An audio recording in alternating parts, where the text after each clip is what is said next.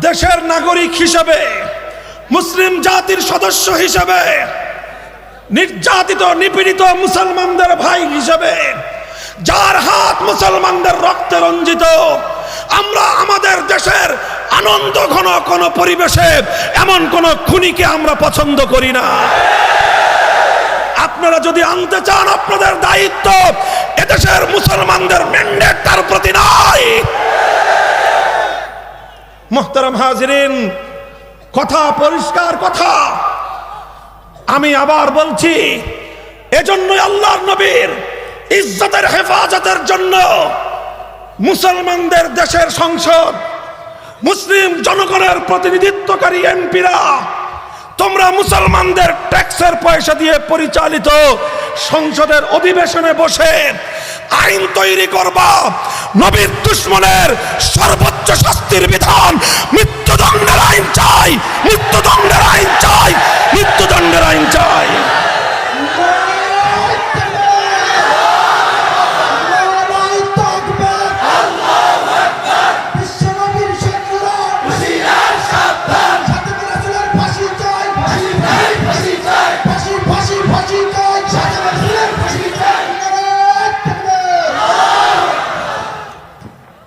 মুহতারাম হাজিরিন, কথা শুরু করেছিলাম যেখান থেকে, মান আহাব্বা লিল্লাহ ওয়া আবগাদা লিল্লাহ।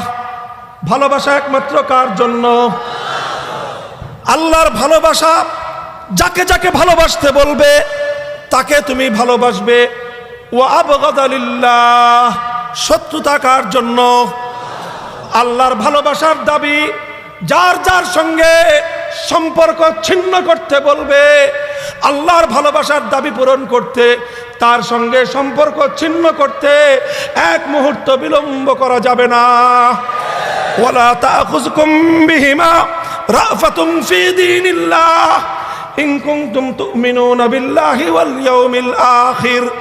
যদি আল্লাহর উপর তোমার ঈমান থেকে থাকে, যদি পরকালের উপর তোমার ঈমান থেকে থাকে, আল্লাহ যাকে দুশমন বানাতে বলেছেন, তুমি কশিনকালেও তার সঙ্গে পীড়িত করতে পারো না। আল ওয়ালা ওয়াল বারা ইসলামের একটা গুরুত্বপূর্ণ অধ্যায়। আলেম সমাজ জনগণকে ব্যাপারে সোচ্চার করুন। এই বসেন ধর্মপ্রাণ মুসলমান, গুরুত্বপূর্ণ কথা, আখেরি পয়গাম শুনে তারপরে বাড়িতে যাবেন। স্লোগান দিয়েই শুধুমাত্র দায়িত্ব ক্ষান্ত করা যাবে না, দায়িত্ব কাঁধে তুলে নিতে হবে।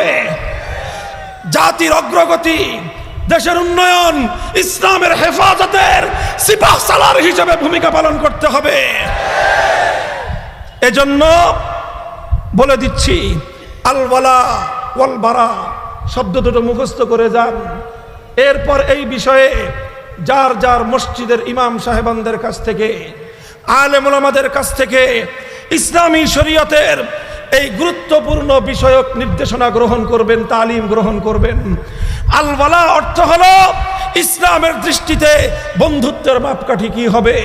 আল বারা অর্থ হলো আল্লাহর কোরআন এবং নবীর সুন্নাহর দৃষ্টিতে শত্রুতা এবং সম্পর্ক ছিন্ন করার দৃষ্টিভঙ্গি কি হবে। কথা পরিষ্কার?